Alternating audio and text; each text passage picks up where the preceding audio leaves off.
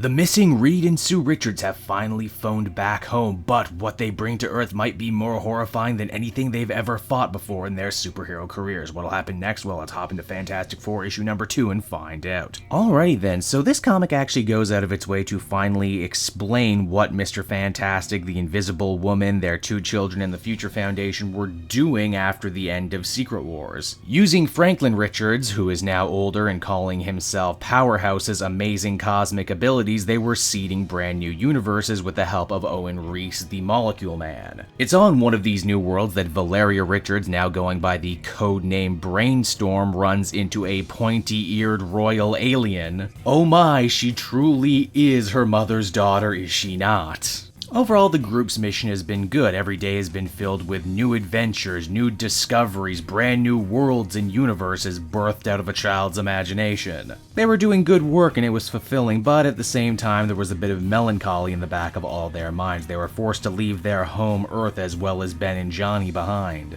They had hoped that one day they would be able to return, but it always seemed like they were off somewhere new. Fate, however, would end up intervening. You see, one day Franklin Richards' powers to create new universes just kind of stopped. It's not that he lost his powers, quite the opposite. He's as powerful as he's ever been, maybe a little bit more. It's just he lost that one ability, like the scales of the universe had finally been balanced or something. And hey, speaking of the cosmic scales, it's right around here we're introduced to our first brand new villain for this series, Griever, the Queen of Entropy, the embodiment of the heat death of the universe. It would seem that this creepy lady has been following the Richards family, and she's rather unhappy about all the life that they've brought into the universe, everything they've stitched into the fabric of time and space. After all, she is the Griever. She is supposed to cry over the death of all things in the ultimate oblivion, and that can't happen with all this new life that keeps springing up. So, to put it simply, action meet reaction. Mr. Fantastic, being the doting father that he is, desperately tries to get his family and his students as far away from Griever as humanly possible. This is difficult because she's pretty darn fast. Valeria figures there's no point in running against a villain like this, and the only way that she's ever going to go away is if they challenge her one-on-one. Because of that, she crashes the family ship back where her boyfriend is. Franklin valiantly tries to show that he's still useful and challenges Griever one-on-one. It does not go well for him.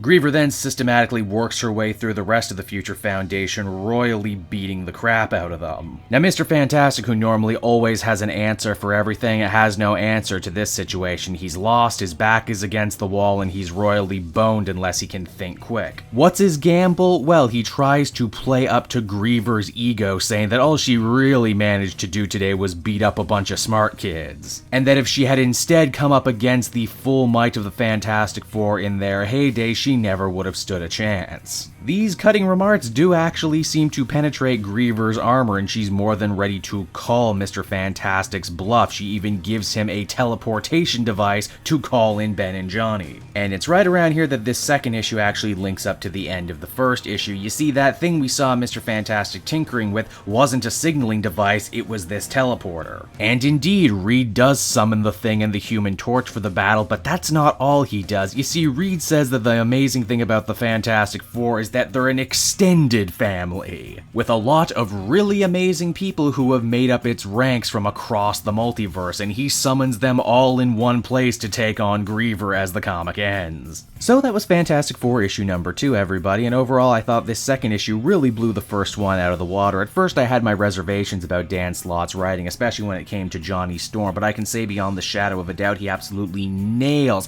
the husband-wife dynamic of Reed and Sue. Griever is also a truly amazing looking villain, and I think feels right at home when it comes to the greater pantheon of Fantastic Four foes. More importantly, I truly respect this book for remembering the long, rich history the Fantastic Four have had. It hasn't always just been the Richards family, there were other people there too, and now they're back when they're needed the most. Overall, I'd give this issue a 9 out of 10. I was really feeling it. Hey there everyone, it's your old pal Cave Joel again. I want to thank you so much for watching to the end of the video. I hope you enjoyed what you saw, and if you did, why not take a closer look at some of these other videos I have available from the channel. Then you can follow me on Twitter and Facebook at Cave Joel, so you're always up to speed on what I'm doing next. And hey, if you're in a supportive mood, why not check out my Patreon page? Patrons get exclusive access to videos and content before anyone else, and you can do so for as little as $1 a month. I would really appreciate it, and with that, I will be sure to be back again next time with even more great comic content that smacks of greatness. Bye-bye, everyone.